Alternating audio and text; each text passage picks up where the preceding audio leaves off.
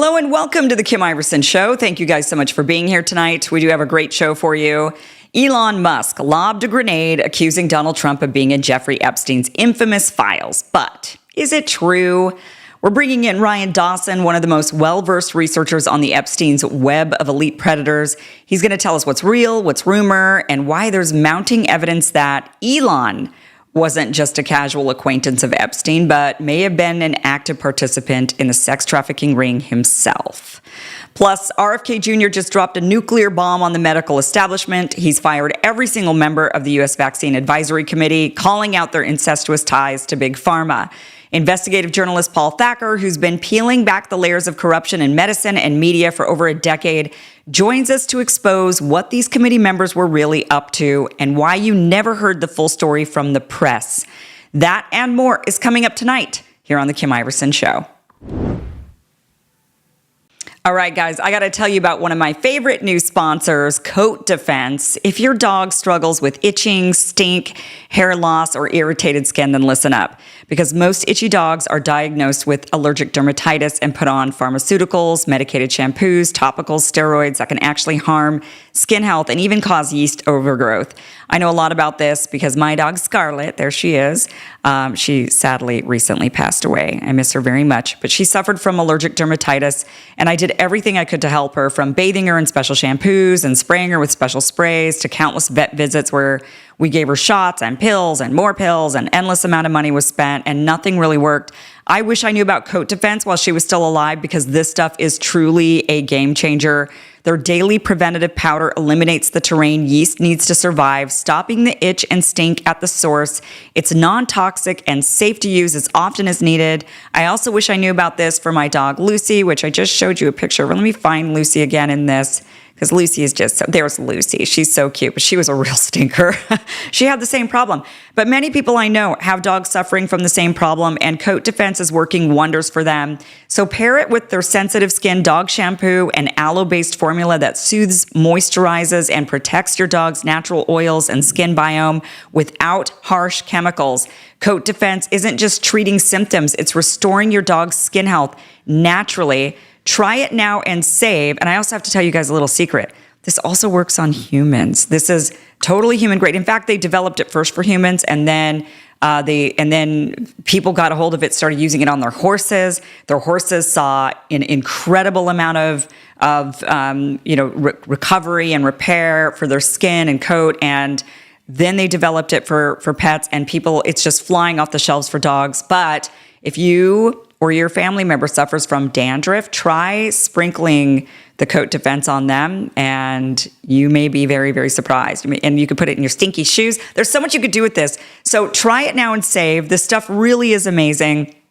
I brought it with me here to Italy, been using it, and it is just really fantastic. So use the code Kim at checkout to get 15% off your order at coatdefense.com. That's KIM for 15% off. We are just thrilled to welcome Coat Defense as a sponsor of this show. Your dog will thank you. Honestly, I've been sending this out to family members and friends who have stinky, itchy dogs. This works wonders. Try it out. Again, coatdefense.com. Use code Kim for 15% off. Well, if you've been online for the past week, you've probably seen the bombshell claim. Elon Musk is accusing Donald Trump of being in the Epstein files. Author and filmmaker Ryan Dawson has spent years mapping out the Epstein network. He's cataloged the names, the dates, the flight logs, the meetings, and the cover-ups. And tonight he joins us to tell us if there's any truth at all to Elon's claim. Is Trump in the Epstein files? Ryan Dawson, welcome to the show. Thank you so much for being here. Thanks for having me. Pardon the shades. Yeah. Do you want to tell everybody why you're wearing them so they don't think you're just an asshole? Just a dick. Yeah. No, that's coincidental. No, I have macular degeneration in my eye. So doctor's orders, wear the shades if you're using a screen or sun or any kind of bright lights. So how do you do research? I mean, you do so much research. When you research, are you having to wear those? I print it out and then I read it off the paper. Oh, okay. It's costing a lot. Wow. It's very old school. That is like really old school. Stacks of I grew paper. up in the paper age, so it's not like hard for me, but it just it's such a pain to have to go do that. And then I think ink is more expensive than blood. I think it might be the most expensive liquid, like more than oil, more than It really blood, more than is. Yeah, anything. buying ink Printer cartridges ink. is so expensive, so expensive. Okay, let's talk about Elon Musk and the bombshell that he dropped just the other day. He's now since he hasn't backtracked this, but he did say, time to drop the really big bomb. Real Donald Trump is in the Epstein files. That is the real reason they have not been made public. Have a nice day, DJT. I will say that he has since come out and just even earlier, really like in the middle of the night, he apparently had some sort of, late night feeling of regret.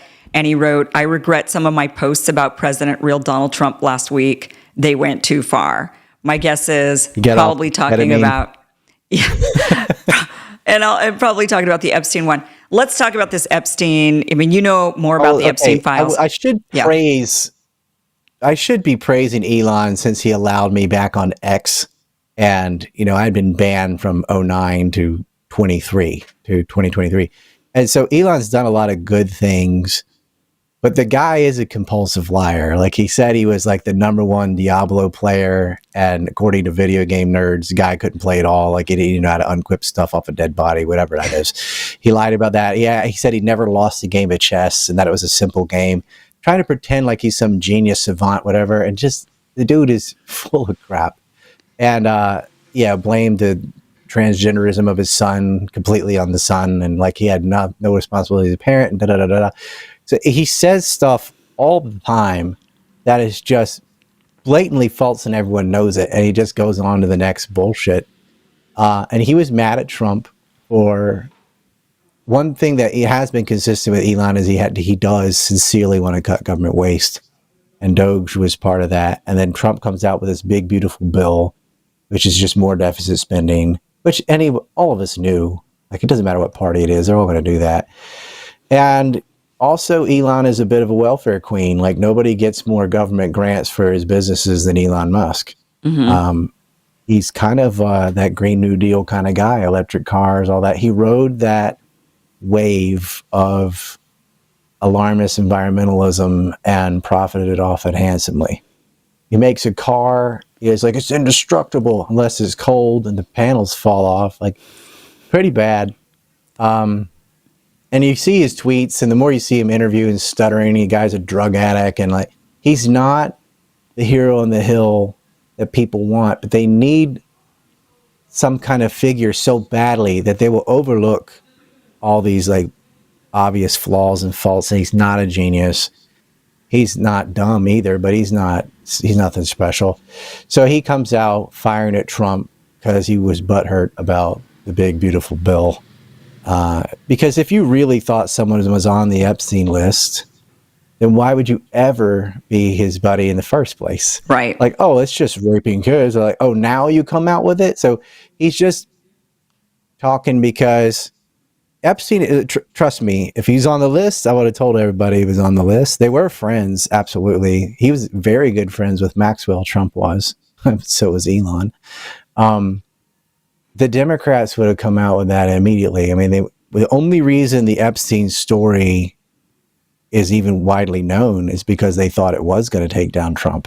Yeah. That's the first thing they fired off was Trump. Trump's the one that had him arrested. Trump's the one that had Maxwell arrested. Trump's the one that arrested Jean-Luc Burnell. Trump's the one that closed down the NXIVM cult. And Trump's the one that got Nygaard in jail.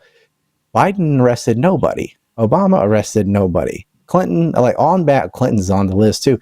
Nobody acted on it. Nobody's FBI acted on it until Trump. And yet there's this big paper trail of Trump and Epstein at parties together and him saying he likes him a little young and blah, blah, blah, blah, blah. Here's what happened there is Donald Trump and Epstein definitely were friends, and Donald Trump and Maxwell were friends for longer and had a really deep friendship. He flew on a plane between Florida and New York. Everyone sets the bar too high. Like, were you on the island? You don't need to be on the island. They raped. He filmed all his properties, and all the shenanigans went on everywhere. Paris, New Mexico, Florida, New York. And he actually used Les Wexner's properties in Ohio too. And they were massaging there. I don't know what I'm allowed to say. Everyone, you know what I mean. Everyone Yeah. knows what massaging is. And so that didn't bother Trump.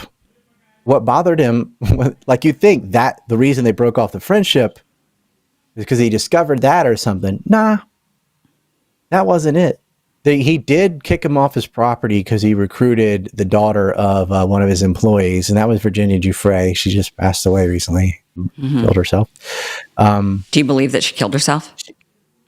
Yeah, I do. She swallowed a whole bottle of pain pills. She put up a suicide note too, and I know it's like definitely worth questioning because any Epstein related victim that dies, you're like murder. Yeah. But she went through a brutal divorce. She tried to see her kids on Easter and they wouldn't let them. And her whole way of coping through serial abuse, not only from Epstein, because she had been serial massaged by other people before Epstein and got passed around. Her husband and her kids were her whole world. And the divorce was not good. And she was self-medicating the whole time. There was actually everyone gets this wrong, so I'm glad you asked me this so I can explain this. She was in a car that got hit by a bus, not like brutally, but it hit it. And she went to the hospital because of the car accident. And serendipitously, they discovered your kidneys are about to go out. Like, you're going to die. You cannot have these meds. You got to stop this. And she's like, I got 4 days to live if. Now, people thought the accident wasn't that bad. They didn't wreck you so bad that it tore open your kidney or something. That's not what she was saying. It was like, because she got in any kind of accident and they forced her to do a checkup at the hospital is how they discovered how bad her kidneys were, because they looked at the other symptoms and things like your eyes and so, and they realized this. And she had been self-medicating a long time. And just before she died, she put up on her Instagram a breakup song and then a black screen with a broken heart emoji. And I talked to the paramedics and everything. They found her with a whole empty bottle of painkillers. And basically, she was done. And she had just tried to see her kids. She didn't get to see them on Easter. And that was it, because that was the whole reason she was living. And it sucked because she had been cut off from all the other girls and everyone. She was up in north of Perth, which is Perth's already isolated. It was pretty sad. And I regret not reaching out to her either. I was going through this, my own, vision issues and stuff. And I thought, I just didn't know she was going to do it. Like, I kind of should have. I thought, she's talking about death a lot. And all the signs were there when you go back retrospectively and look at it. But she'd just always been so tough and gotten through everything, But Okay, I'll say this about her. She took down the biggest pedophile network ever. So. Yeah. Yeah. Okay, but if you were going to kill her, if you wanted her dead because you wanted her to stop running her mouth or whatever it is, then this would be an opportune time to have her swallow a bottle of pills. I mean, theoretically, I'm just saying. Sure.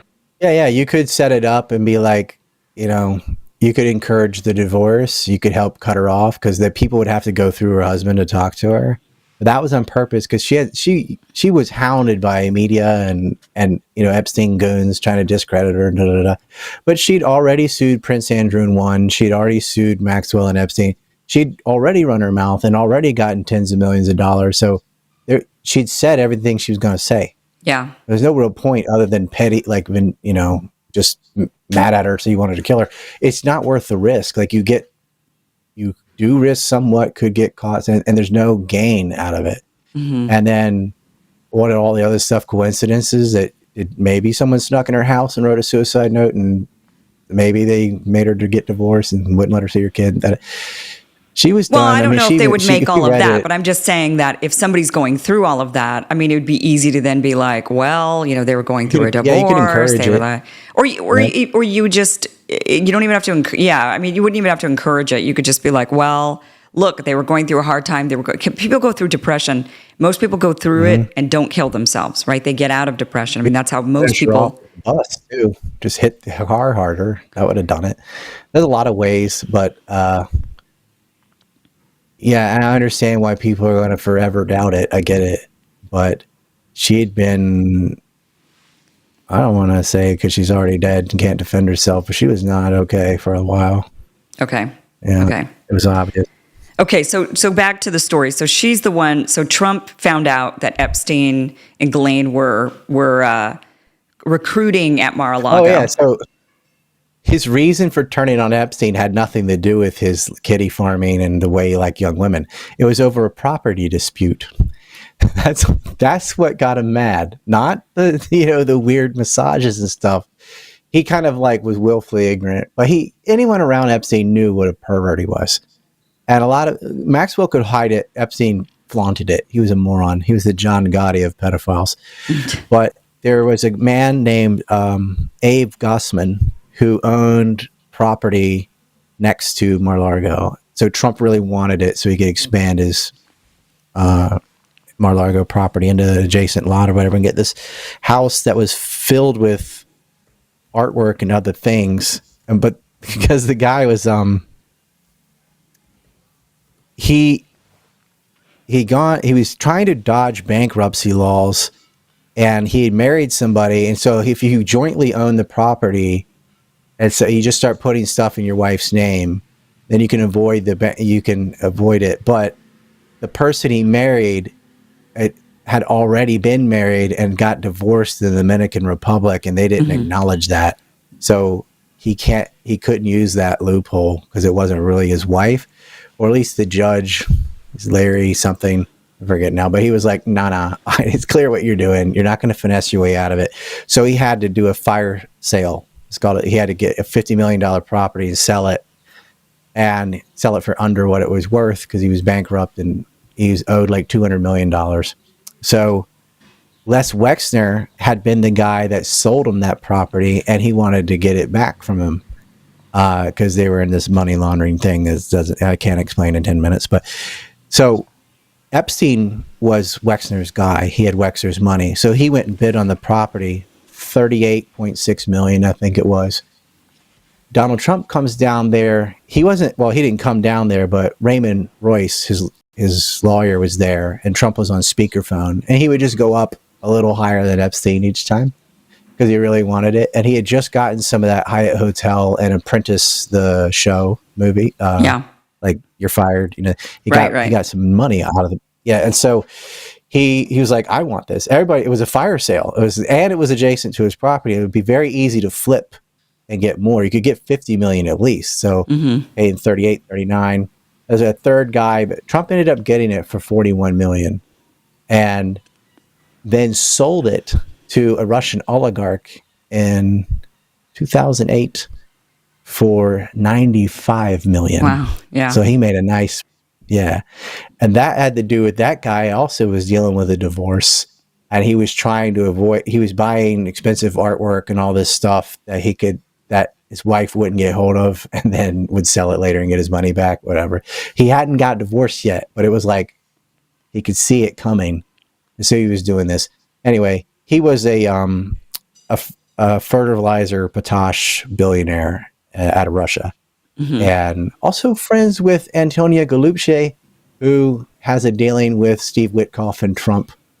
He's a marble dealer. He acted as one of the middlemen. Witkoff did with Shimon Cohen to give a $250,000 loan to Bernard Kerik, the police commissioner of New York. Who just happened to find a 9/11 hijacker's passport out of the blue. They're running a gambling operation out of Trump's Atlantic City properties. And anyway, it's a long story. He knows a lot of Russian oligarchs. So it was funny when they went with Russiagate and they didn't bring up Golubchik or this guy he sold it to. His name was, it's very hard to say, Bolo Levviv. I can never say it. Levviv, whatever. That's his name. But that's the $95 million. So he bought it for 41, sold it for 95, and he only held it for like 3.5 years. And Wexner was pissed, and Epstein was pissed. Then his daughter marries into the Kushner family. Charles Kushner is also a real estate mogul out of New York and a competitor of Mark Epstein, because Jeffrey's brother is a realtor that actually ran a lot of the properties right around the rape mansion, was he had rented to models and stuff from MC Squared, which the third man down in the Epstein ring, Jean-Luc Brunel, was running that. He took from Karen models out of Tel Aviv. Then he went to Miami and New York. And they had a house full of models right next to Epstein's house, and that no one talks about. I was like, yeah, here's the Epstein. It used to be a school. He gets it for $20,000. Some people say $1, but it was like $20,000. Got this school for a house, right across from Bill Cosby, by the way. But they would put MC Squared models next to it. Then all they'd do is walk next door and go in and massage. But anyway, so Kushner's and Epstein were rivals. Lexner and Trump were rivals. So that's the divide, was over real estate and property. It had nothing to do with Kitty Finland. That's what blew up their friendship and turned against each other. And Epstein's lawyers were like, do you have anything on Trump? If he had anything on Trump, he would have used it right then. Yeah. He didn't have anything. Trump doesn't even drink. Like, he doesn't. He's a womanizer. He went after young but legal models, playmates, all that. He definitely did all of that. Cheated on his wife, guilty of all that. None of that's illegal. It's just you're a dick. Right. But it's not criminal. Right. And that's how he rolls. Yep. So Elon accusing Trump of being in the Epstein files. Is there any, so you're saying, yeah, Trump's not actually, I mean, maybe his name shows up for hanging out with Jeffrey Epstein, but other than that, it's not like he was part of any sort of. He flew on a plane with him.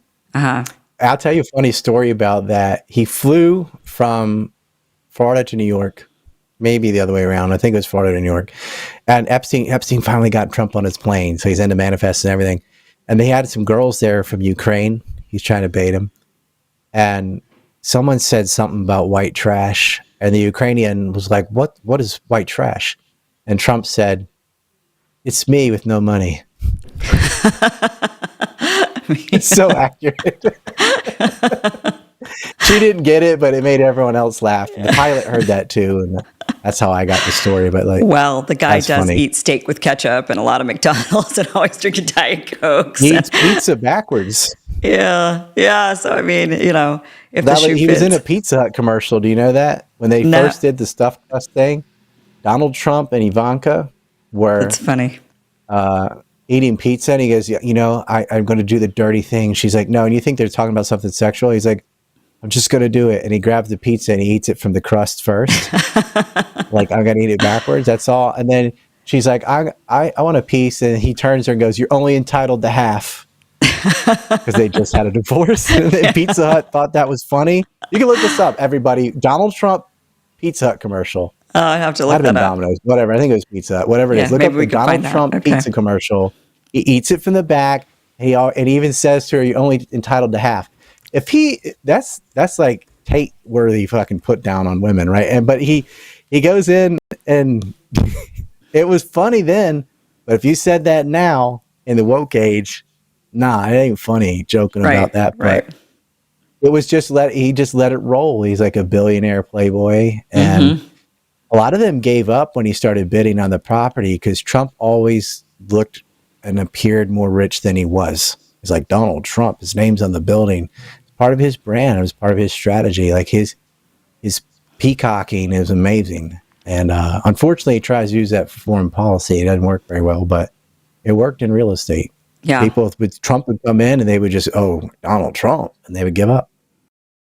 Well, let's face it, prices are still high, and for a lot of people, that means leaning on credit cards just to cover basic bills. But with credit card debt now at an all-time high, millions of Americans are getting trapped by skyrocketing interest rates. That's where American Financing can help. They're a family-owned mortgage lender that's been around for over 25 years. They're licensed in all 50 states, and they specialize in helping homeowners pay off high-interest debt by tapping into their home equity. And unlike some lenders, their mortgage consultants don't work on commission. They're salary-based, so their only goal is helping you find a loan that actually makes sense. Their customers save an average of $800 a month, and there are no upfront or hidden fees just to find out how much you could save. You could even close in as fast as 10 days and possibly skip up to 2 mortgage payments to create even more breathing room up front. They've helped hundreds of thousands of homeowners, and the reviews on Google says it all. So call American Financing today to find out how customers are saving an average of $800 a month. Call 866-885-1948 or visit americanfinancing.net/Iverson, americanfinancing.net/Iverson. Okay, let's talk about now Elon Musk and Epstein. This came out a long time ago. This came out a while ago. This was a message that you had. This is from Elon Musk to Jeffrey Epstein. I'm sorry. This is from Epstein to first Elon Musk, and he says on May 29th of 2016, Jeffrey Epstein wrote to Elon saying, "Elon, were you able to meet up with Ghislaine at Kung Fu practice on Saturday, Jeff?" And Elon Musk wrote back the next day, May 30th, and said, "I did, thank you," with a smiley face. We also have seen the picture of Elon Musk with Ghislaine Maxwell, of course. You know, when I see these pictures, I think, well, but this was at a party. This wasn't like a private event. There's probably pictures of, there's pictures of me with people from parties and people of you with people, It's not enough. Right, it's not enough. It's one data point. Right. It doesn't, like, a lot of people flew on a plane or were at the same party. That alone is not guilt. But it doesn't help your case when you're like, I didn't even know her. She just photobombed me. But then you have emails with Epstein about doing Kung Fu practice with her. And they didn't do Kung Fu. Come on. That's not what that means. Right. Yeah. What does that mean? I mean, were they not doing, so they weren't doing Kung Fu practice. So okay. This means Chinese. Chinese girl. Chinese. Kung Fu is Chinese. Taekwondo is Korean. Karate is Japanese, and Muay Thai is Thai, all like that. They had different Disney princesses was another code, so they'd have Snow White, Beauty and the Beast, blah, blah, blah. And it all correlated to, see, it wasn't that they were cosplaying the girls. It was they had cosplay pictures in this like photo album, and the guy would select one, and then that girl would be flown out to him or whatever. And so it's not that they had to dress her up again, although they may have. Jess Staley certainly did. But you could just pick it from God, it was gross, the Disney things, and then this is the one. But they would always refer to them by their Disney name, never the real name, so that it just looks ridiculous in emails and stuff. Like, it's not Ariel, it's not Beauty, it's not Snow White. That's the dumbest one. Yeah. It's not Rapunzel. And then Ghislaine Maxwell doesn't do Kung Fu, and neither does Elon. Like, that's not what he was doing. It's just a ridiculous thing, too, for Epstein would just say stupid stuff like, hey, did you do the rock climbing and whatever? And it's like, well, that's an RFK. That's an RFK reference right there. That's what that sounded like, Ryan. Well, he went to Maxwell's Easter party. And they weren't hiding eggs. I thought they were rock climbing. Wasn't there a rock? What did RFK Jr. say they were doing on the private plane? He said, we went, I think it was rock climbing, wasn't it? It might. Well, we can talk about him in a second. I'm going to answer your Elon thing first. So okay. That one, that exchange, now forwarded emails, whatever, it's a screenshot of a phone. And I don't want to reveal sources, but that shot's been out, so it's fine to put in the video. That's been out for a while. But people in glass houses shouldn't throw stones. And when you look at Elon, and if you know what the Epstein and Maxwell were doing, they're working for a certain state that's genociding people right now. I don't have to say which one. We'll call them foreign country A. That's who he's working for. And what that state wanted them to do was to spy on science and technology. And you'll see a lot of donations through Epstein-run LLCs to particular scientific endeavors and prominent scientists. And you also would see him with like Ito Jolie and MIT getting people to donate on his behalf. He even twisted Bill Gates' arm to donate millions to MIT. And it was like, wink, wink, this is from Epstein. But they couldn't take it from Epstein after he'd been convicted in 2008 of child prostitution. But they did take his money. They just made it through the intermediary. And it was a total flex for him. Like, yeah, I'm running the richest man in the world. I'm going to get Bill Gates to donate my money to you and maintain our influence, because the university's money is being used on R&D with private companies for science and technology, and foreign country aid was stealing all of that, which helped them build Palantir, which is, maybe being used under the pretext against Mexicans and other in South American, Central Americans. They want to deport, like, oh, you need this Palantir data. Don't fall for it. They're just going to use it against political dissidents. It'll go against Palestinian protests. That's what they're going to go for. Don't let them do it. It doesn't matter if you're for deportation or not. Palantir is bad news. Right. Don't do it. Right. But so if you look at Elon's profile, is he in science and tech? Yeah, cutting edge. About, he's got his own rocket program. He's got electric cars, chips, all that. Does he do drugs? Is he vulnerable? Does he have 13 or 14 baby mamas that he's impregnated? Yeah. It's very much like Epstein. Epstein wanted to freeze his brain and penis, and he wanted to impregnate all these different women to have his babies. Elon up and did it. Like, he's paid. Right. Like, could you honey trap this guy? I don't know. He just paid $2.5 million for Ashley St. Clair. Not even mid, and you put a baby in her, who looks just like him, by the way. It's hilarious. But the baby or her looks just like him. No, the baby. She don't looks look just like him. But, yeah, she's like, if you're a 100 billionaire, you think you could aim higher. Sorry to her, but but okay, good. But going so this email between Elon, this exchange with Ghislaine, and by the way, I just looked it up with Kennedy. By the way, it was fossil hunting. He claims that they went fossil hunting. Great. That's perfect. Yeah, right. That's sure. That was the claim on that. Hunting, he says, I went on the jet twice in the 90s for a fossil hunting trip in South Dakota, is what he had stated. But with deep interest, sure. With Elon, so that was in 2016. I'm curious because we all witnessed this kind of flip where he was suddenly he goes off to Israel. They force him on this trip, this kind of like pilgrimage to Israel after he had made some criticisms. They were calling him an anti-Semite. Like a baby crib with bullet shells. Yeah, exactly. They take him to Israel, and suddenly he comes back and he's got a completely change in tune.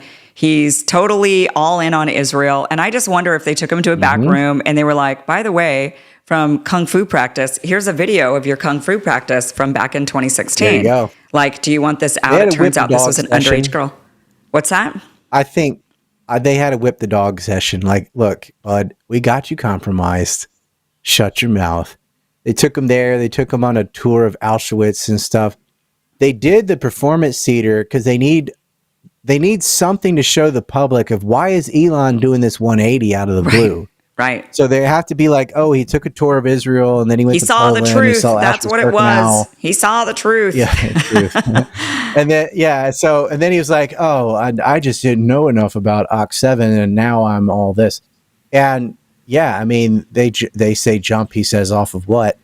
The guy is compromised, especially on that issue. And then he took away people's blue check marks and blah, blah, blah. So, I don't think it would. I think he could almost survive anything other than pedophilia. I mean, he already impregnated a bunch of women out of marriage and just pays them off. And he's doing ketamine, which we get other people put in jail. And yeah, just whatever he wants to do. He has enough money to just grease enough palms to stay out of jail forever. He could litigate it until he's dead too.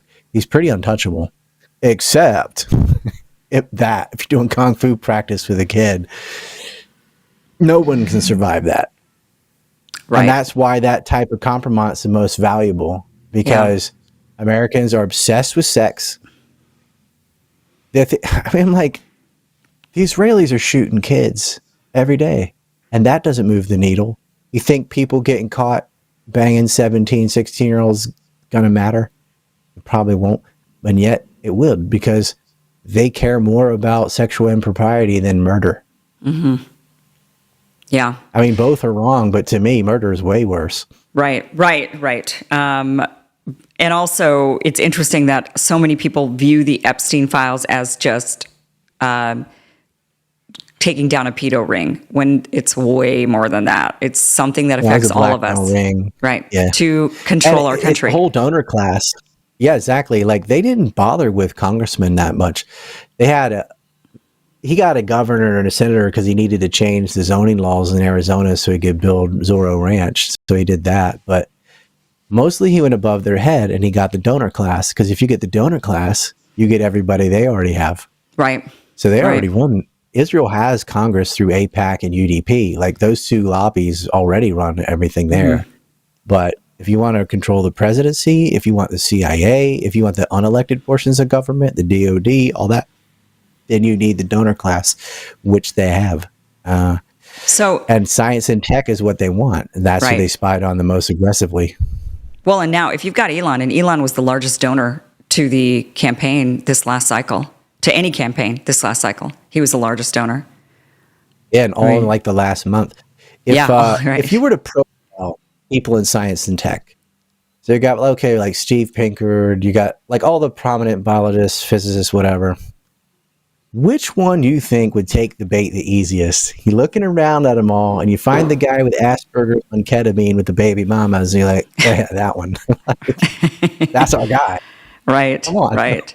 Why do you think then Elon, I mean, if he's compromised, why do you think he would put out so publicly a tweet accusing Donald Trump of being compromised? He was butthurt about Donald Trump's big, beautiful bill. Elon, but I mean, you'd still think that he would... But you'd still think that he would like not talk about the Epstein list. He would go in some other direction to try to upset him, just because it's actually a good check move, because you're not going to release it because all your donors are on it. So it doesn't matter if I'm on it or not, because I know you can't release it. And then when you don't release it, I'm like, aha, that's because you're on it. You're on it. It's kind of, I'm not a witch. I just sold on another one. He can't release part of it. You can't just go, here's Elon and not the rest. He's got to release none of it. Yeah. What was odd is that people in the Trump administration even brought it up.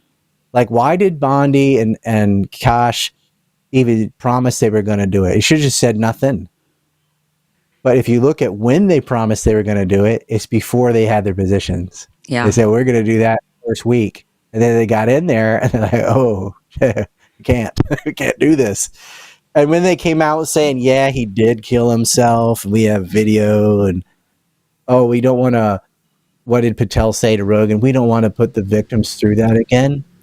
Like, that was are you kidding me? Just so stupid. It was so stupid. I talked to a lot of the victims. There's nothing they want more than these perverts to go to jail. And, so I don't even know if I'm privy to say this, but like a lot of them have been bleeding out the nose with money. Like, JP Morgan paid in the hundreds of millions of dollars. Of course, Prince Andrew, 16 million. Leon Black, at least 65 million. That's a lot. Personal wealth. Global Apollo, Deutsche Bank had to pay. Staley is paying. They threw him under the bus. But Jamie Dimon, like a lot of these people, they just blamed it all on Fall Guys. Les Wexner should be in jail. He was the main financer. Yeah. More than Staley, more than Leon, more than anybody was Les Wexner. That guy's an OG Israeli asset for a long time. I mean, he was there. The Wexner Foundation goes back to the Sunborn Institute. I mean, you're going all the way back to the theft of nuclear weapons with that one, which certain people have plagiarized from me, by the way. Yeah. But yeah, he should be jailed.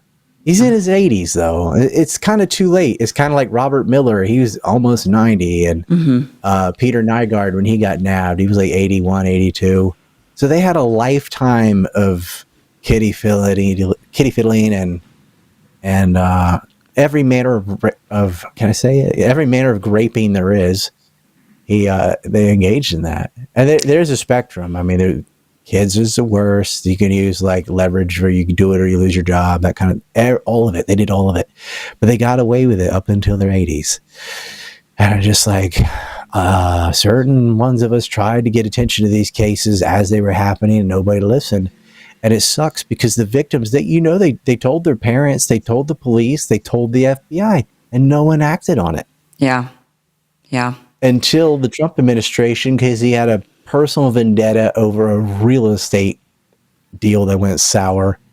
where they tried to outbid him and whatever. Like, they're the ones that blew him off. And he, when he wished Maxwell well, it was kind of funny because that's what she said to him when he was going bankrupt. I wish him well. It was kind of a snotty British put down. Yeah. And so when she was going to jail, he goes, I don't know. I wish her well. Like, damn, he's cold. Trump's a gangster. And like, tell us. So then he's a gangster. So is Elon then, do you think you know the files. I mean, is Elon in the files? Well, there isn't a file. Like, the files are comprised of taking everything that came out in court, all the lawsuits, the settlements, statements from the victims. That's super important. Statements from his employees, his pilots, his chauffeurs, his bodyguards, because they corroborate what the victims say. You also have email exchanges between Epstein and Maxwell and whoever, which are in the court documents. So if you look at the email exchanges and you look at all the witnesses, victim and employees, and then the flight logs and the black book, and you put it all together, you can start making a file of saying, all right, definitely these people. And you see the financial transactions, because remember, Epstein wasn't just the perverted stuff. It's all the white collar crime he did at Bear Stearns, the Bear Stearns Ireland shell company he made, Tower Financial scandal, all that stuff he did with Doug Leese and things he did later with Hoffenberg, and like that's all part of his ring too. Yeah. And so then you look at the Maxwell trial and you do the same thing, and you get all those witnesses, all her employees, all her emails. That's how you get I'm just explaining this because I have the list, and I didn't just go find that on a notebook. I had to make that from data from all these other sources. Elon is not a major player like Leon Black or Jeff. Right. I think when people say they want the Epstein files, I think what we're really saying is we want the Epstein tapes, right? Like, we want the tapes. That's what we really want. Now, we want to know. This is for your show, by the way. There is a tape with Prince Andrew in Virginia out there. They moved out of a bathtub where he was putting her toes in his mouth and stuff, and into a bedroom. Didn't last very long, like at all. But that footage is out there. And I think later this year that might hit the web.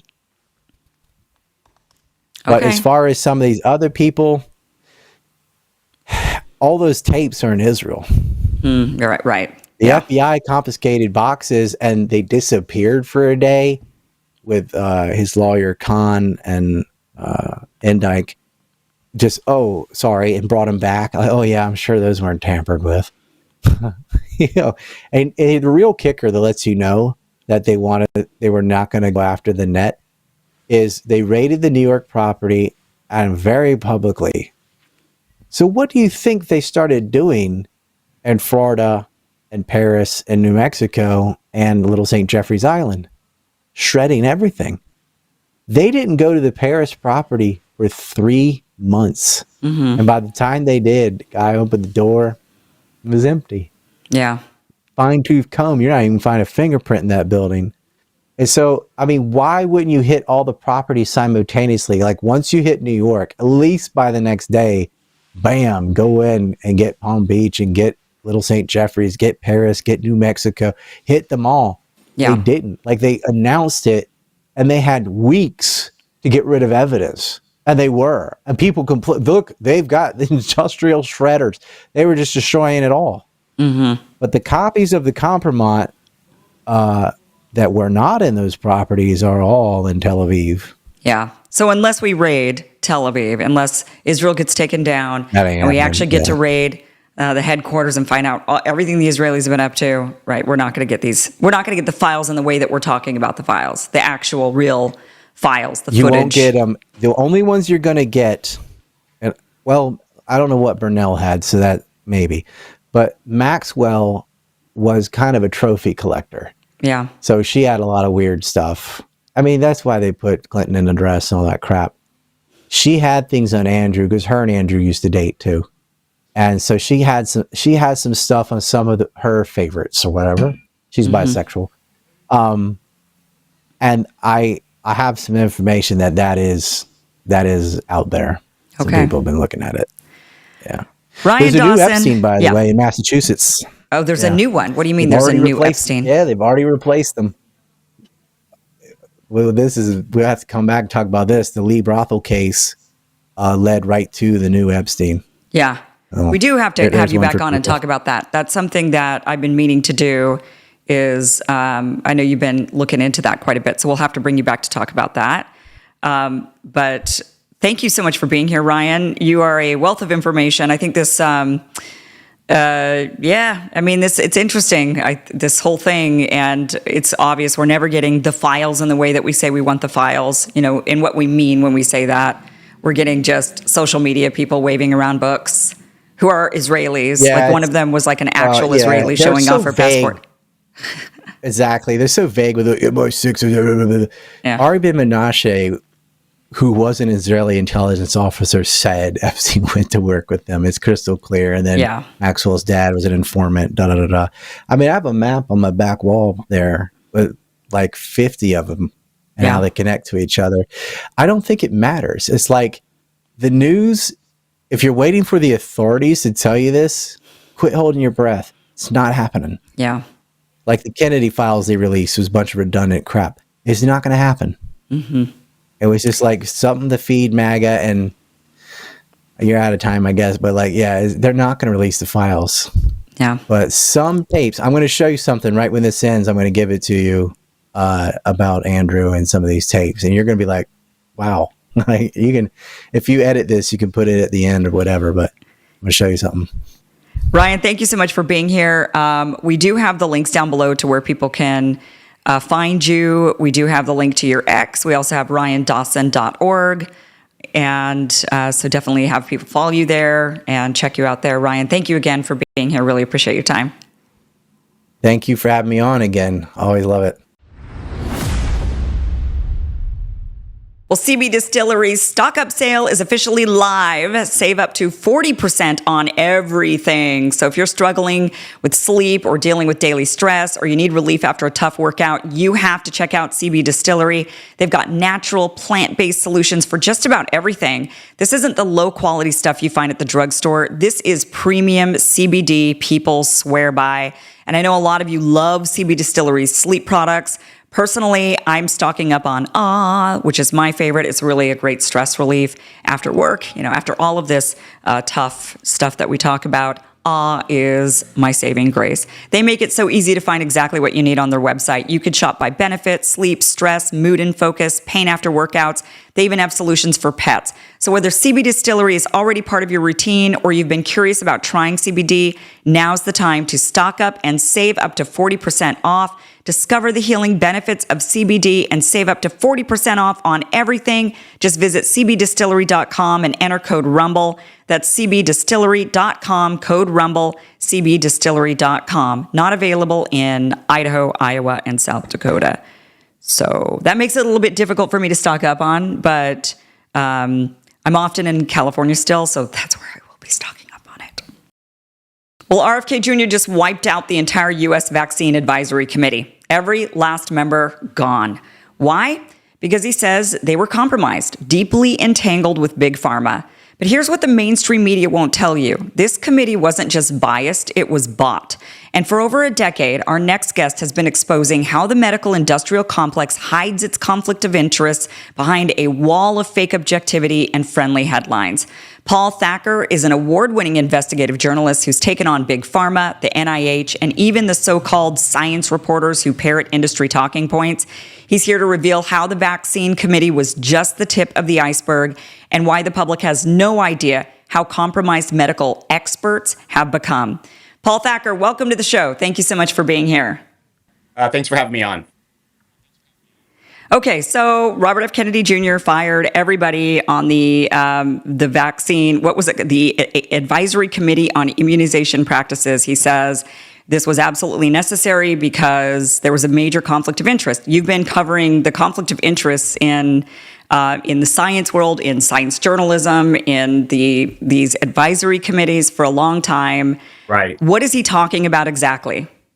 So if you look back historically, I'll just introduce like how I got started in this stuff.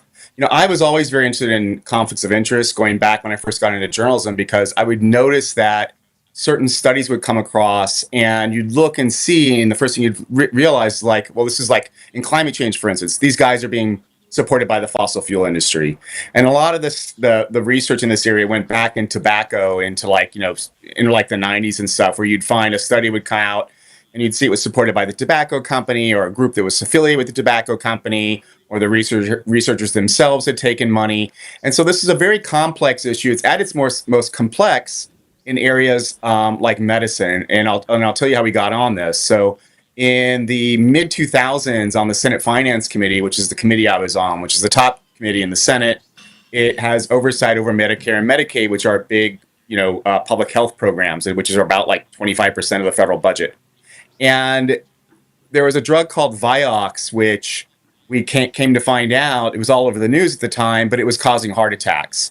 And so the question at the time for the committee members were, how did this drug that causes heart attacks, it's supposed to stop you from having pain, how did this drug ever get on the market? And so they went and looked at the FDA panels, and what they found out is a lot of the doctors on the panels that approved this drug were taking money from the pharmaceutical industry. And so this has become a really big issue over time. I worked on it for about 3 years when I was in the Senate. I passed a bill called the Physician Payment Sunshine Act. You can now look up your physician and see who your physician is taking money from. There was also a National Academies report that came out in 2009, and that report looked at all the problems with conflicts of interest in medicine. And they're so crazy. Like, I mean, I can give you an example. Like, I remember one situation, I uncovered the fact that there was a study that appeared in a journal that was paid for by a pharmaceutical industry. The lead author on the study was then also taking money from that same company. And then what would happen is that paper was then being distributed to doctors across the nation, right, without them knowing who had paid for the study, right? And then the doctor went and gave a conference talk at one of the big conferences to train all the doctors across America, like how to prescribe for this particular problem. So this problem has been like very well understood in medicine. Most people understood it. Physicians, science writers, great reporters like Cheryl Atkinson, when she was at CBS News, did a lot of crusading, very great journalism in this area. And then it comes to vaccines. And for some reason, I can't tell you why, but in vaccines, all the rules of medicine disappear. Right? There are no conflicts of interest. You don't need to ask about efficacy. You don't need to ask about side effects. Don't ask questions about the studies. This is vaccines. Are you anti-science? Like, that's inevitably follows. Are you an anti-vax? And so there's various processes by which vaccines get on the market and end up, being distributed to people. One is, first, there's an approval process over at the FDA. So the vaccine will be approved. Or in situations, what most people followed was the COVID-19 vaccines, which got an emergency use authorization in EUA. And then afterwards, they go over to the CDC, and there's a group over there that determines, like, well, how should this be given? Who should be recommended for? How often should be recommended for? This is a separate group over at the CDC, and it's called ACIP. Now, here's the funny thing. I exposed ACIP in 2022 because their ACIP was being operated by contractors who worked for the PR firm Weber Shandwick. Well, guess who Weber Shandwick's other two clients were? Moderna and Pfizer. And I found this out because I found out that Weber Shandwick had a contract with the FDA, and I'm sitting in my bed at night. I'm like, wow, like, who else are their other clients? And I start, Googling around, and by 4:00 in the morning when I'm done, I've saved everything. I found out it was Pfizer and Moderna. They were also had the contract to push their COVID-19 vaccines simultaneously while they were helping to staff the section at the FDA that puts out vaccine recommendations, right? A little bit of synergy, right? And so this group at the CDC has long been considered troublesome. They seem to almost always, like, whenever there seems to be a question of, do we offer this vaccine, yes or no? You can almost always predict which direction they're going to go. One of the people involved with them forever has been a guy named Paul Offit, pretty well known. You'll now that I've told you Paul Offit's name, you'll see his name pop up in the New York Times, the Washington Post, the Hill, wherever. Paul Offit was an inventor of a vaccine. He's had incredibly strong ties going back 20 years to the vaccine industry. And his name's constantly in there promoting vaccines. And so my understanding from talking to people inside the administration is that what pushed Kennedy to this point was the fact that they recommended the COVID-19 vaccine for 6-month-olds without any evidence that this was needed. This was I can tell you, it was crazy enough that like I was talking to a medical journal editor back in like 2022, 2023. And I remember her looking at me and she was like, they're recommended this vaccine for 6-month-olds in America? She's like, what's going on? And I was like, it's America. Like, America's crazy about vaccines. It's just do the vaccine, never ask questions, don't be anti-science. And so I think things have been a little bit out of control at the CDC for a long time. People know it's been out of control. And, you can argue about the process by which Kennedy did this, but I think what he felt in his head was there was no other way to fix this problem then. We just got to have a clean sweep. And I think the 6-month-old recommendations without, a really good clinical trial showing any efficacy there, I think that's what pushed people, over the edge. Okay, so a couple of questions. So is there a separate group that does this at the FDA, and then there's another group, the Advisory Committee on Immunization Practices, ACIP, at the CDC, and that's who all got fired. So he did a clean sweep of ACIP at the CDC, but there's another group at the FDA that does the same sort of thing? Right. So so at the FDA, what they do is they approve whether the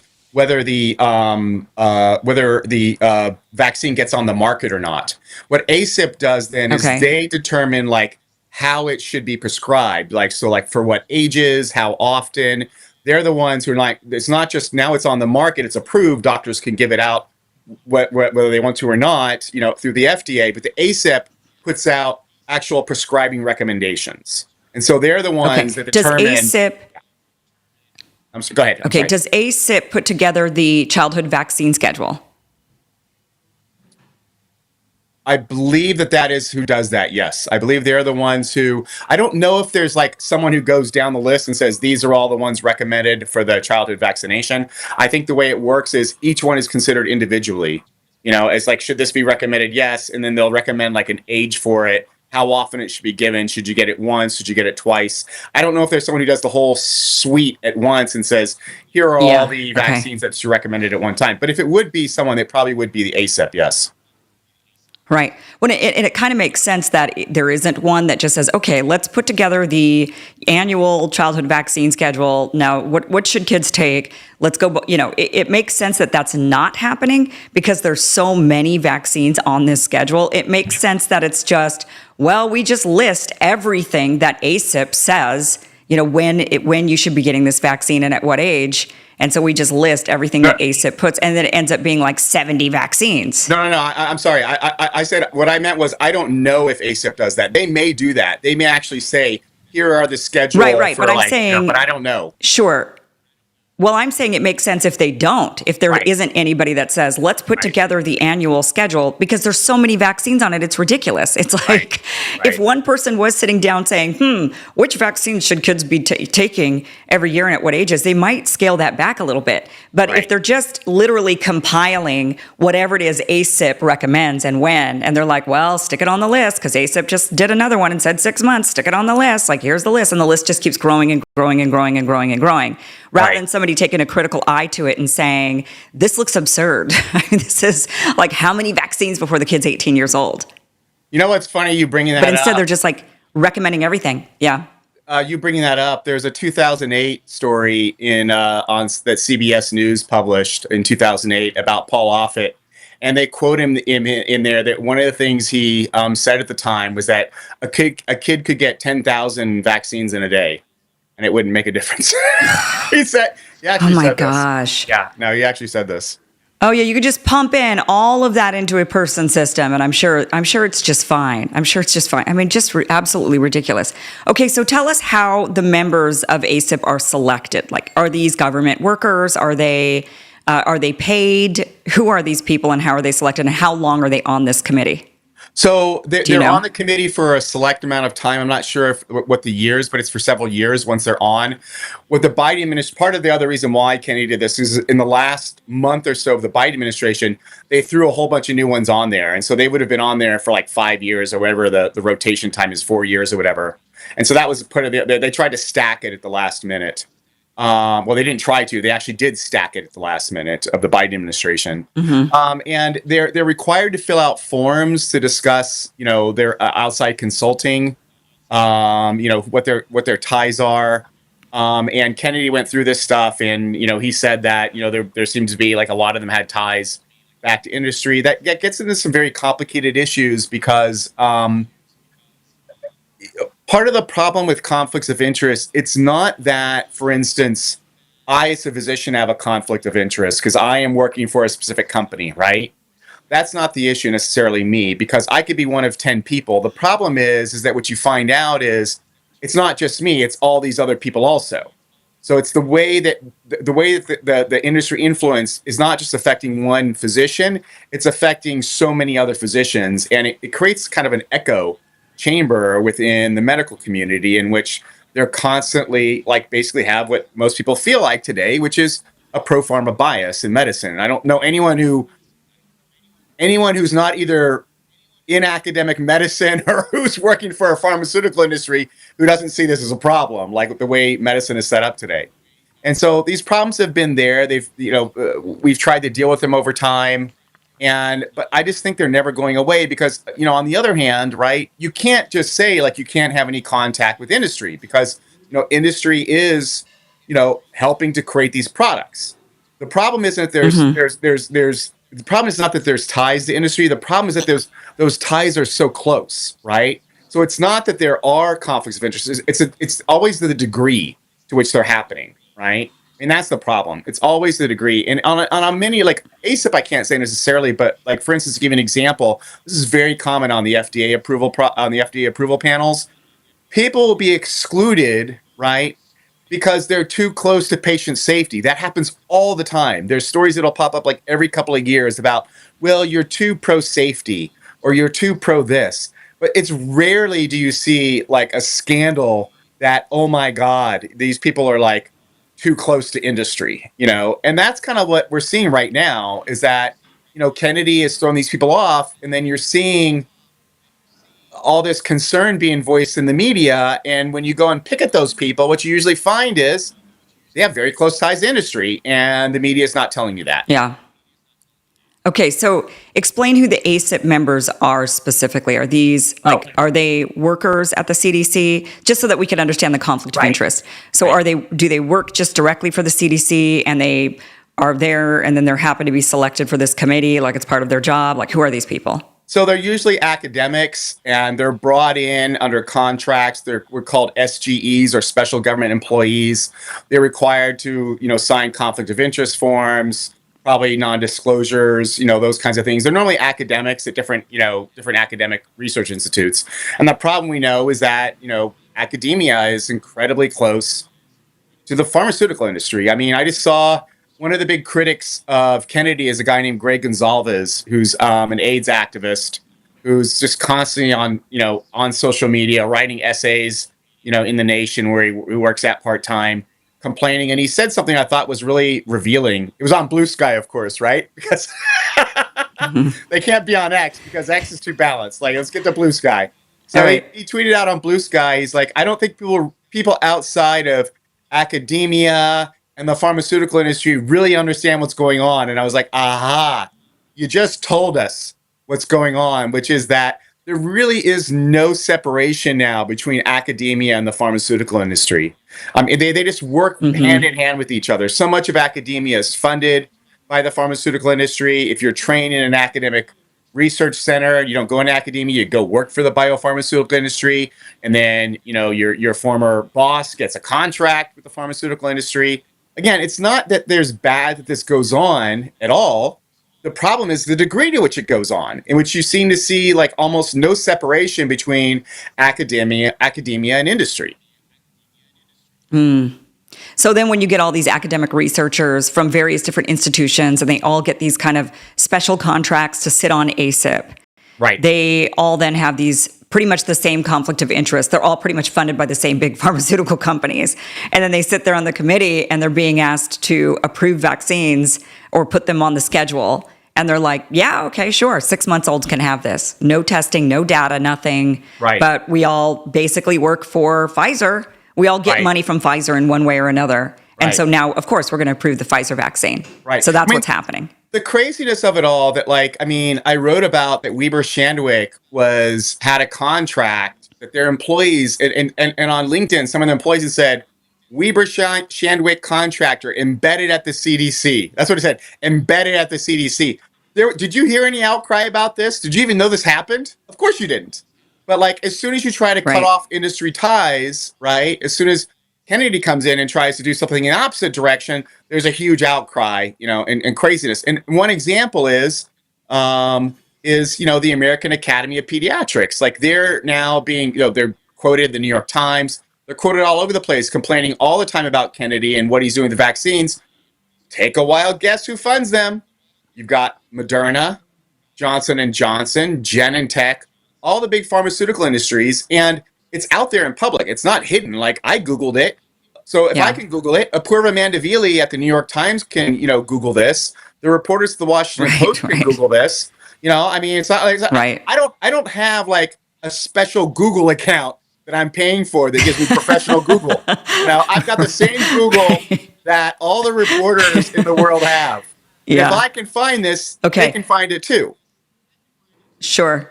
Okay, so let's go to a solution to this. So Kennedy, before we move on to how this was reported on, Kennedy does a clean sweep. He gets rid of everybody. He's going to have to rehire or re-find committee members. Right. And it sounds to me like, where do you go and find these people that aren't going to have these same conflicts of interest? I mean, one solution that I would wonder is, would it be better, rather than giving these special government contracts to outsiders who are funded, their outside institutions are funded by Big Pharma, why not have actual government employees, like full-time government employees who are funded by the government, who then work for the people? It's still not perfect, but who can you possibly find that isn't going to have a conflict of interest?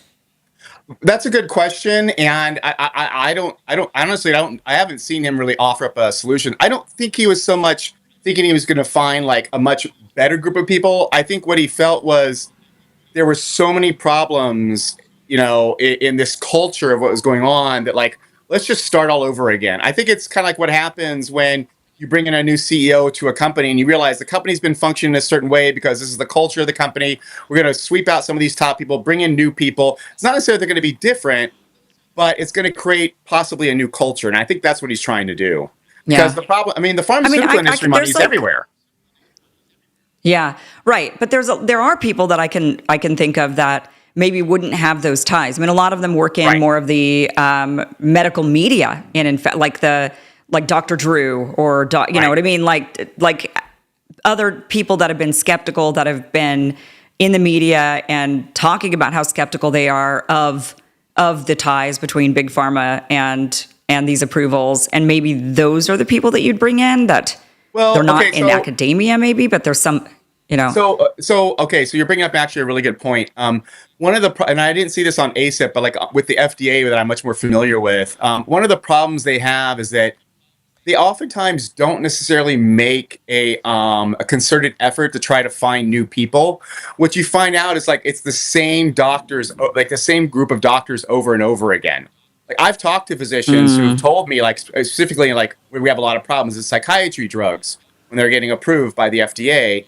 And I've talked to psychiatrists who have told me, it's like, I've never been invited to be on one of these panels. And I've gone back to the FDA. It's like, this guy told me he's never been invited. Well, we try to do outreach, And so I think probably what they need to do is just do some outreach and try to find just new people.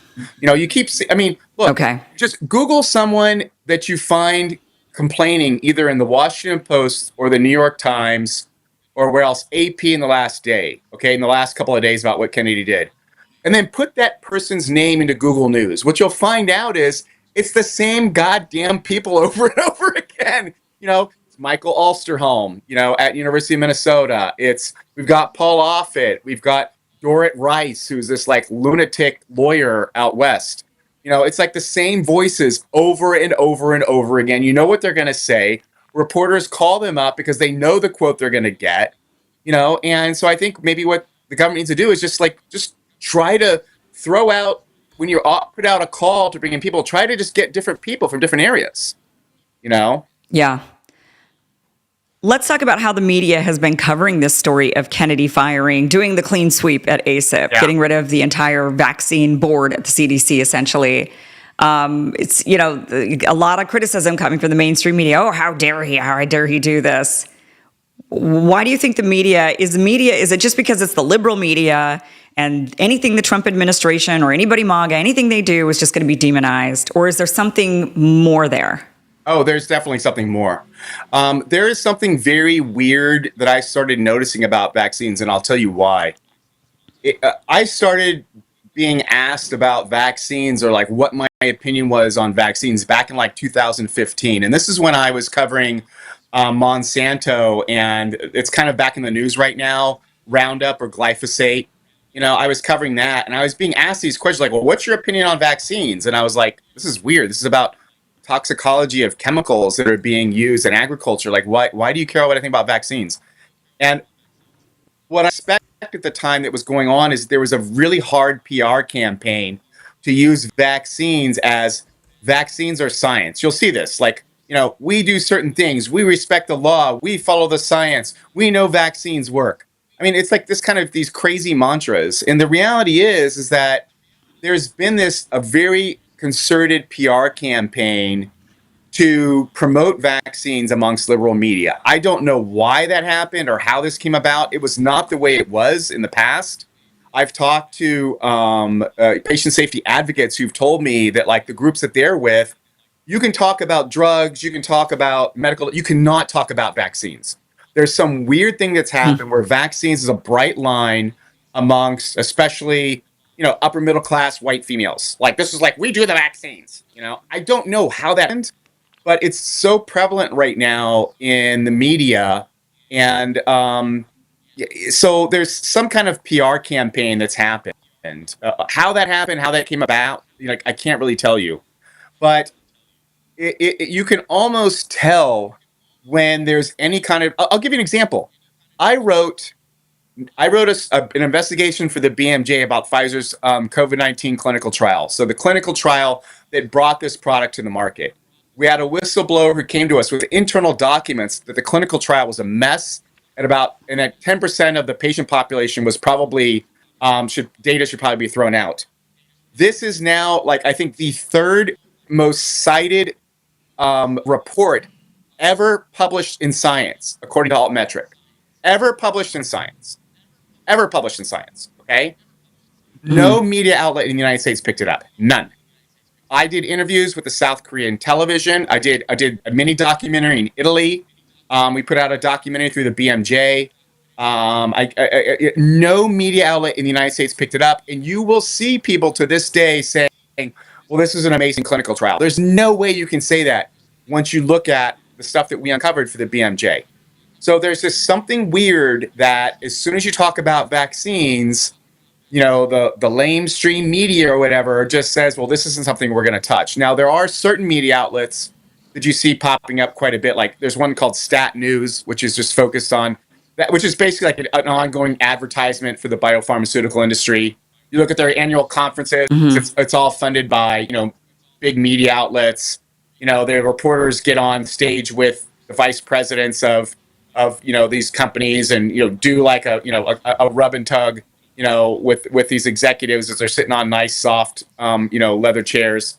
So there's some of that going on, but it's infected all of the media. I mean, the craziest one was, especially as far as you start to get to the leftist media, like Mother Jones ran this crazy piece where they talked about this, something like this crazy idea of natural immunity, like it popped out of nowhere. Something like people have been taught in medical books, like as long as anyone that I know who's alive is a doctor, I mean, we've understood about natural immunity going back, even if we didn't know about viruses, but we understood there was something happened with immunity before we even understood there were viruses. Right. So there's just something very strange with vaccines, and I can't tell you what it is. And it's also the way they talk about vaccines. Like, like they're a thing, like a magic thing. Each vaccine has its Yeah. own efficacy, its own side effects, its own risk benefit. Some vaccines are very good, some vaccines are dangerous. The Washington Post did a series in the early 2000s, when you're allowed to talk about vaccines, about crazy vaccine research that was going on over in Africa. Couldn't do that kind of story today, because you can't talk negative things about vaccines in places like the Washington Post. So something changed, and I don't know what it is, but I don't know what caused it, but I can just tell you that it happened. So do you think that, because the media, certainly we know that the news media, like CNN, Fox, all of them, they're heavily funded by pharma because the Right. pharmaceutical companies buy advertisements on their networks. Right. Is that also happening with like the Wall Street Journal, the New York Times? Like, are they funded by big pharma? So that's a really good In question. some way. That's a really good question. So, when I spoke to you about how I, worked to pass this bill called the Physician Payment Sunshine Act, it was called so that you could see transparency. Well, other countries have also been trying to get similar laws passed. Like England's been trying to do this. They passed a similar law in France, and one of the things they required in France was disclosure of advertising. And I think one of the things that'd be very interesting to find out would be to require these corporations to disclose where they spend advertising dollars. I would love to know how much money goes to the Washington Post from GlaxoSmithKline, from Pfizer's, from Moderna, Wall Street Journal, New York Times, of course. The Yeah. New York Times is like, I mean, New York Times, their coverage of vaccines is like, it's even crazier than their coverage of transgender medicine in kids. In transgender medicine in kids, they were like all full on in. Remember that protest letter? It was signed by hundreds of contributors and New York Times reporters about, we're being too mean about transgender medicine. And then there would be these stories that come out like very apologetic, like, I'm sorry, but like, I don't think transgender medicine actually works. Like, there's no real evidence. And then now they just come out with a podcast. It's basically going through the fact that, like, yeah, we've never really had any evidence for, doing this type of medicine in kids, right? Whereas in vaccines, it's right. just full-throated support in the New York Times. Like, no matter what the evidence is, like, New York Times is always doubling and tripling down on, vaccine support. And it's just kind of nuts. I just wonder, right? And I just wonder if the reason why vaccines in particular, they're not touching, they're not even questioning. It's like, and it is, I hear it all the time. I believe in vaccines. I believe in vaccines. It's like, it's religious, right? It's religious, and there's no backing as to why they believe in these vaccines. But I wonder if, because, we know that pharmaceutical companies heavily fund, like I mentioned, a lot of the news media, the televised news media, perhaps maybe even the written news media. But what about, there's an extra layer when it comes to vaccines of money, and that is the Bill Gates, sort of the Gates Foundation money. Right. And Gavi, and there's that push. Do you think that extra layer of money, because that's what he's all in on, is vaccines, right? Oh, yeah. Right? He's not like other drugs. He's all in on vaccines, and he's got all the money in the world. And so, do you think that there's that extra layer of money coming in from that extra vaccine push source, Bill Gates and et al? Is that yes? Do you think that maybe is causing? Oh, without a doubt. I mean, like, it's not like, I actually went to go look into some of this stuff several years ago for the BMJ, and I was like trying to find, I remember I was trying to find a infectious disease researcher. And I remember I spoke to the editor at the BMJ about this. I was like, I can't find a single infectious disease researcher in Great Britain who's not funded by Bill Gates. Or if not Bill Gates, a Bill Gates cutout like Gavi, or the Wellcome Trust, which is also like works in concert with Bill Gates. And so, and there's been great stories in The Nation and other media outlets about, all the funding that Bill Gates pours into NPR, into The Guardian, The Guardian's almost unreadable today. NPR is like, NPR kind of told us who they were when they're now only on Blue Sky. I think it's funny that they're trying to protect their funding today, and yet they're only on NPR. They're like, no, only on Blue Sky. It's like, no, we're not biased. It's like, you're literally only on Blue Sky. Like, you just told on yourself. Right. Oh, yeah. Well, it's interesting, though. It's interesting that you bring this up, that there's something about vaccines where they just all glaze over and just say vaccines. We believe in vaccines. We believe in vaccines. And there's no there's no actual journalistic integrity on it of, well, did you do the research? Did you look into it? I mean, that is like what was going on during COVID. Right. I couldn't believe that my colleagues that were sitting around me were like, no, it works. It stops the spread. It does, saying that the COVID vaccine was doing all these things it absolutely was not doing. Right. The science was there. And I mean, I was following the data that was coming out of Israel. They were the first ones to get to the vaccine. They vaccinated practically everybody. They were on their third or fourth dose before we even got our first over here. So we knew already from the data, and they were coming to the FDA meetings, those big 8-hour meetings that the FDA was doing. And I would sit in on those 8-hour meetings or 9-hour meetings, and the Israelis would sit there and say, yeah, it didn't stop the spread. We have to go to a third dose. And then and then the FDA would say, yeah, well, I guess we got to start doing the vaccines. I guess they were. Yeah. It's like the Israelis literally just told you that they have to move on to a third dose, that it didn't work. Right. And you're now saying, well, everybody in America's got to take the first dose because it's working. Right. And then they started calling it breakthrough infections. It was like this somehow crazy thing that was happening.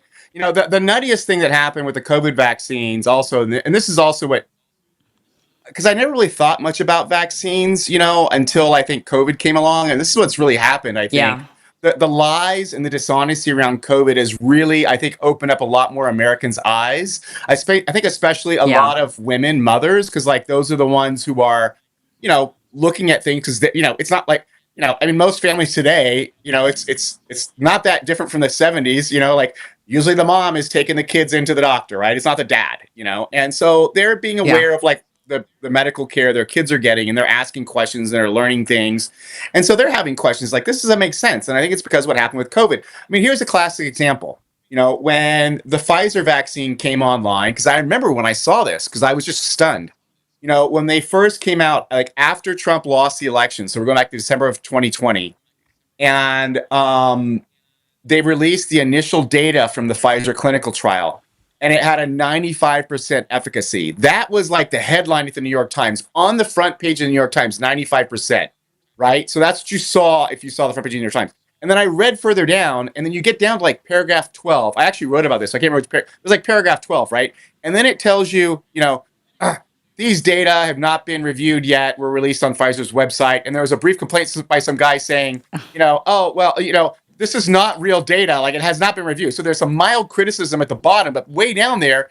And I'm reading this stuff and I was like, are you kidding me? You did a front page story of a goddamn press release, but that's what the New York Times did. And then it came out years later, right, that Rochelle Walensky, who became the CDC director, she was doing ground rounds, I think in 2023.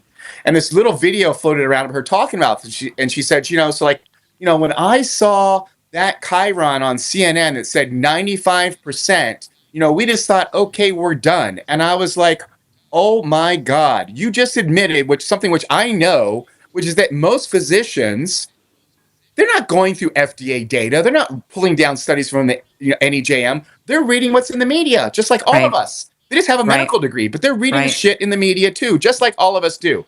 And she said, I read the Chiron on CNN. So I pulled down the CNN story. And I compared the CNN story side by side with Pfizer's press release that they based it on. There was almost no difference between the Pfizer press release and CNN's, written by this woman, Maggie Fox, who's now gone from CNN, who was a total lunatic at CNN, constantly promoting the vaccine, constantly promoting masks, constantly promoting the idea that there couldn't have possibly been a lab accident. She was one of the most deranged SciComm reporters out there in the major media. And I think we all know what people think now about CNN, because we've got riots going on, in Los Angeles, which they don't call riots, they call protests, right? And you remember that CNN Chiron, it was, what was it? Fiery but peaceful protests. Mostly peaceful protests, as they had things burning in the background. And that's what makes it so hard, is it for someone like me who knows this stuff, I understand the media, how it's made. I know some of the people personally, I've been to their houses or something like that. So I know how they think. For me, I can kind of see quickly, but I think the average person can't. I think the average person just kind of reading this stuff and they're like, okay, but what's really going on? Yeah. What's really happening? Right. Yeah. Certainly people are not doing their jobs. That's what we've learned. And in the media and just, and that's really, I mean, in the least they could have just said, without evidence, Pfizer claims the vaccine has 95% efficacy. Right. I mean, that's what you would do if you're a good journalist. You'd say without evidence, or like unverified. You would give that caveat to people to let them know. And they're happy to say that about things that they don't want you to believe. Right. Well, without evidence, Iran claims that they got Israel's nuclear data, right? They all say without evidence, right? Right. But President when Trump, it's something a story they don't like. President Trump tweeted without evidence, like he's supposed to like release evidence in a tweet about something. States, Trump says without evidence this, but they don't say it when it comes to things that they like or things that they're funded by. And I think it's an important thing that we need to be aware of. And you've been doing an excellent job for many years now, helping people become aware and writing about and exposing the conflicts of interest just throughout, not only in the medical community, but also in the journalist community, the journalism community that is covering all of this science. Paul Thacker, thank you so much for being here and giving us insight into this. I'm going to be curious to see who Kennedy replaces the ACIP with, who he grabs for these committee positions. It'll be interesting to see where they come from. So I guess we'll have to wait and see. But in the meantime, where can people find your great work? So I'm at the Disinformation Chronicle, and I'm also writing for Real Clear Investigations. Okay, great. Well, I do have the link to the Disinformation Chronicle down below. And you're also with Real Clear Investigations. Paul Thacker, thank you so much for being here. And I also have your link down to following you on X. Okay. That is there down below as well. Paul, thank you so much for being here. Hey, thanks so much for having me on. Well, the hardest part about cooking or barbecuing steaks, chicken, or fish is constantly checking the meat, thinking you're getting it right. Then you serve it, and damn it, half of it is beef jerky and the other half is still bleeding. Well, those days are gone because I got a Chef IQ Sense and I'm ready for the Food Network. Chef IQ Sense is a brilliantly simple cooking sensor that goes right into whatever I'm cooking. It's kind of like a meat thermometer, but it's wireless and it's way smarter. It takes the stress out of not knowing if your meat will come out just perfect. So I just enter whatever it is I'm cooking into my Chef IQ Sense app, like steaks, chicken, fish, or whatever. I then choose precisely how I like it cooked. Well done, medium rare, rare. Chef IQ Sense continuously monitors and predicts precisely when my food will be done. No checking and rechecking a hot oven, sweating over a barbecue, frying pan, or air fryer. I'm free to kick back, visit with guests, or do whatever else needs doing. Chef IQ Sense then sends an alert to my smartphone when my steak, chicken, or seafood is cooked to order the way that I like it. No more guessing. This is the world's smartest, simple to use wireless cooking sensor, and they just announced a flash sale. So you need to jump on this because summer grilling season is here and Chef IQ Sense makes you a grill master. This is a perfect Father's Day gift. And during their flash sale, you're going to get 15% off. So visit chefiq.com, use promo code Kim. Again, that is chefiq.com, promo code Kim. All right, guys. So before we go, we were able to hunt down this Pizza Hut ad that Ryan Dawson was talking about earlier on in the show. This is Trump and Ivanka Trump, Donald Trump and Ivanka Trump, and their 1995, I think is what we're, so yes, this is a 1995 Pizza Hut ad. Here it is. Do you really think this is the right thing for us to be doing, Ivana? What will people think? Let them talk. Donald. Ivana. It's wrong, isn't it? But it feels so right. Then it's a deal? Yes, we eat our pizza the wrong way. Crust first. Introducing stuffed crust pizza from Pizza Hut. With a ring of cheese baked into a totally new, thinner crust, you'll want to eat it the wrong way.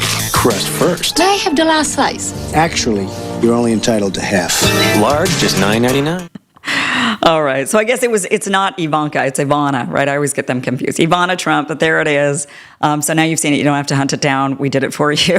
All right, guys, that is it for tonight's show. Thank you so much for joining us. We'll be back tomorrow with another great show, 2 p.m. Pacific, 5 p.m. Eastern. We'll see you guys then. Have a great night. Bye-bye.